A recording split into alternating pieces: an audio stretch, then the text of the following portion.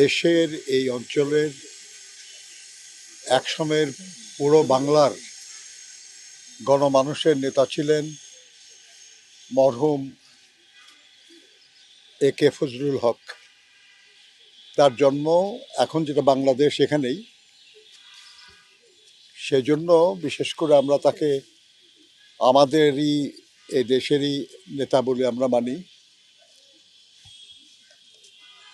আজকে তার 64তম মৃত্যুবার্ষিকী। এই মৃত্যুবার্ষিকী উপলক্ষে আমরা বাংলাদেশ জাতীয়তাবাদী দল বিএনপির পক্ষ থেকে, আমাদের দলের চেয়ারম্যান জনাব তারেক রহমানের পক্ষ থেকে তার প্রতি শ্রদ্ধা জানাতে এসেছি। আমরা তার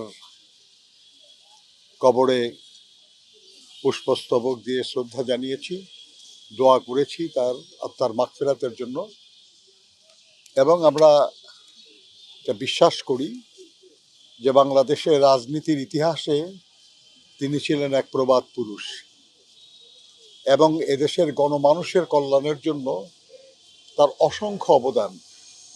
যেখানে তিনি শায়িত আছেন, এই ঢাকা বিশ্ববিদ্যালয়, এই বাংলাদেশের উচ্চ আদালত, এই বহু কিছু প্রতিষ্ঠার তার যথেষ্ট গুরুত্বপূর্ণ অবদান আছে। কৃষকদের জন্য তিনি যে প্রজাস্বত্ব আইন করিয়েছিলেন, এটা যুগ যুগ ধরে দেশের কৃষিজীবী মানুষ তার সুফল ভোগ করছে। সাধারণ মানুষের প্রতি তার ভালোবাসা ছিল এবং সাধারণ মানুষ তাকে ভালোবেসেছিল। আমরা বিশ্বাস করি যে বাংলাদেশের সব রাজনৈতিক নেতা কর্মীরা তার কাছ থেকে শেখার অনেক কিছুই পাবে, কিন্তু তাকে নিয়ে আমাদের দেশে আলোচনা, পর্যালোচনা এটা কম হচ্ছে।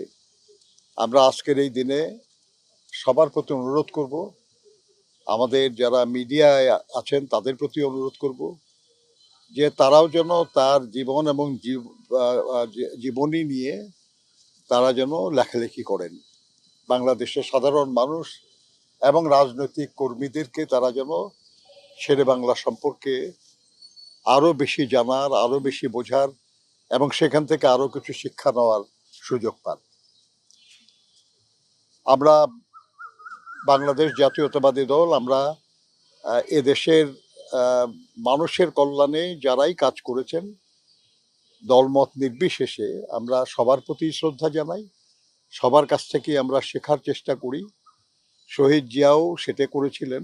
তিনি বিভিন্ন দল থেকে ভালো মানুষ যারা, যোগ্য মানুষ যারা, তাদেরকে রাজনীতি করার সুযোগ দিয়েছিলেন। আপনাদের খেয়াল থাকবে যে তার সময় জাতীয় সংসদে সবচেয়ে বেশি রাজনৈতিক দলের প্রতিনিধিত্ব ছিল। ডান, বাম, মধ্য ডান, মধ্য বাম সবাই দেশের কল্যাণের জন্য একসাথে বসে কাজ করার সুযোগ পেয়েছিল।